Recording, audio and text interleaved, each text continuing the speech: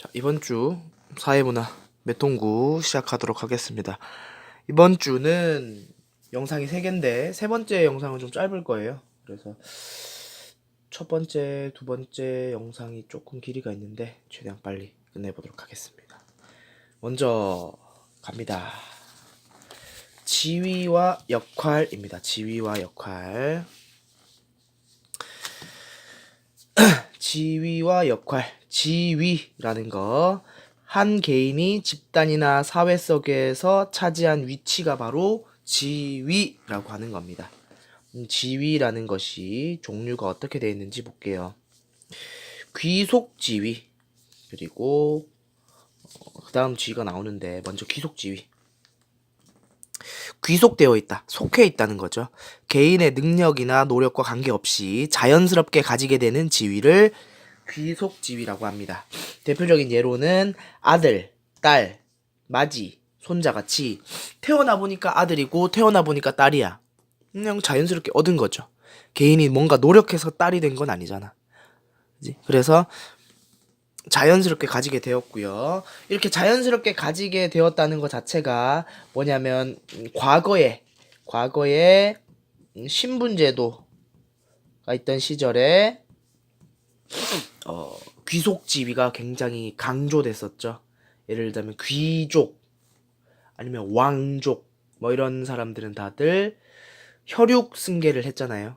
이게 아들에게 왕권을 물려주고 뭐 딸에게 공주 뭐 그죠? 귀족들도 역시 마찬가지로 신분의 그런 귀천을 따졌었고, 신분의 귀천은 당연히 태어난 집안의 상태를 보면서 나뉘었었던 그런 사회였었죠. 그래서 이 귀속 지위가 강조되던 시절은 과거 신분 사회였고, 이걸 통해서 불평등한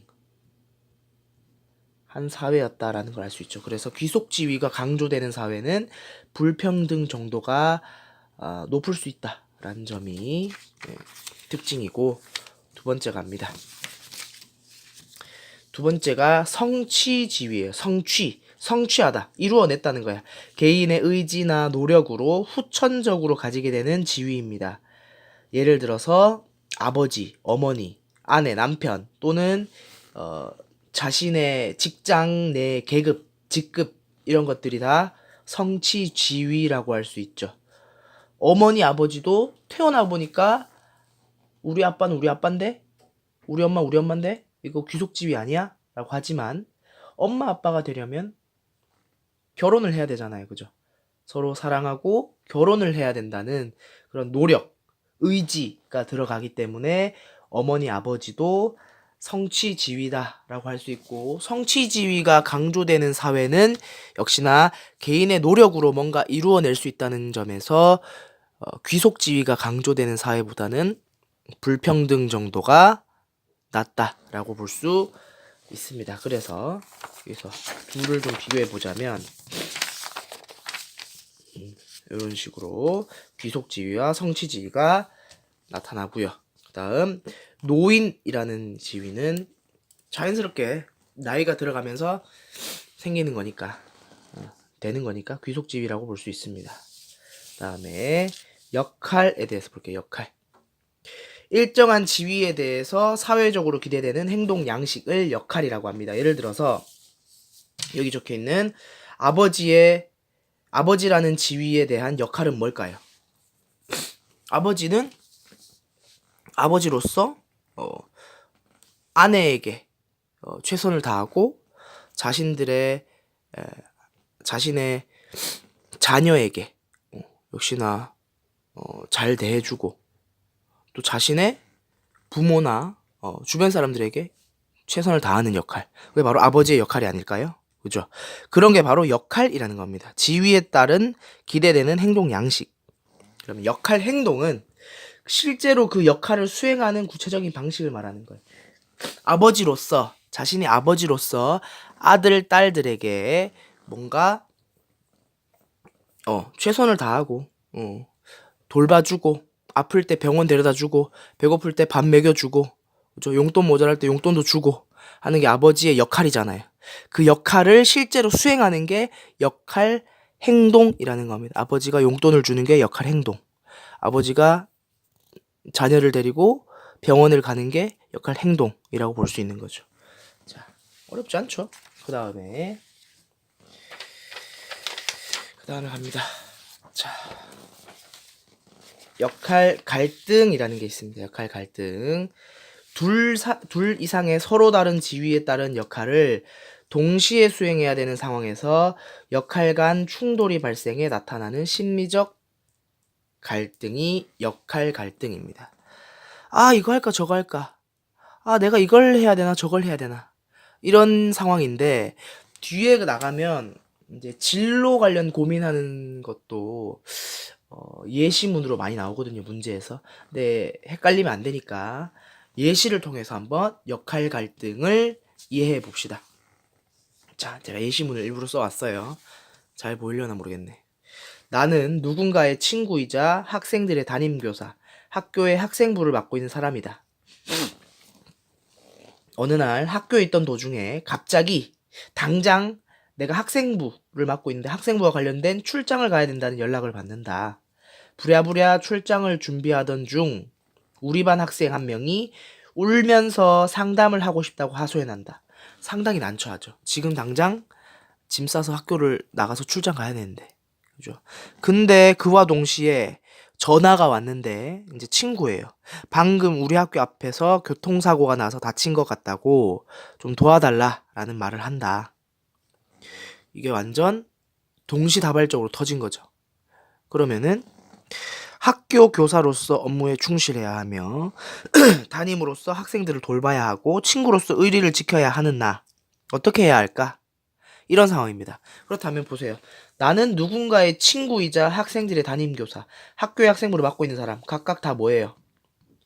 지위라고 할 수 있죠. 지위. 지위인데 봐봐. 친구, 담임, 학생부 다 뭐예요? 무슨 지위야? 뭐야? 성취 지위죠. 내 노력으로 만들어낸 나의 위치잖아요. 그죠? 근데 이러한 일이 발생했어요. 동시다발적으로 터졌어. 그러면 봐봐. 학교 학생부를 맡고 있으니까 업무에 충실해야 되죠. 담임교사니까 담임으로서 학생을 돌봐야 되죠.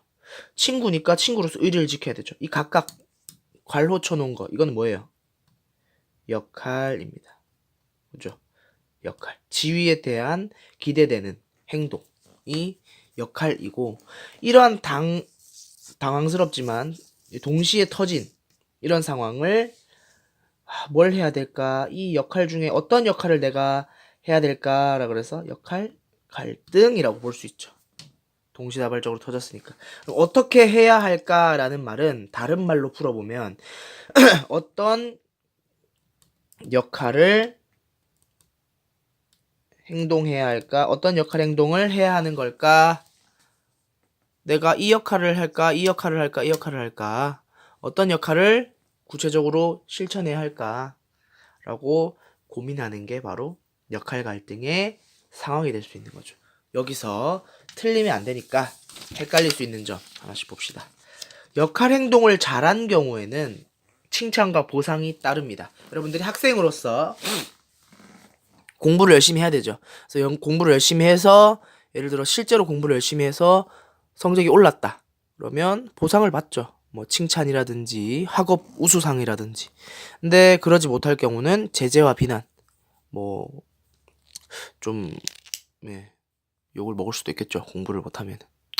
그래서 사회 구성원들이 이러한 역할 행동에 대한 보상이나 비난을 통해서 바람직한 역할을 수행하도록 유도하는 기능을 갖고 있다.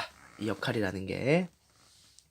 또한 역할 갈등은 두 개 이상의 역할이 충돌을 일으키는 것을 말하는데 헷갈리면 안 돼요. 문제에서 주로 이렇게 나옵니다. 경영학과와 경제학과 중 어디로 진학할 것인가를 고민해. 이거는 역할 갈등일까 아닐까?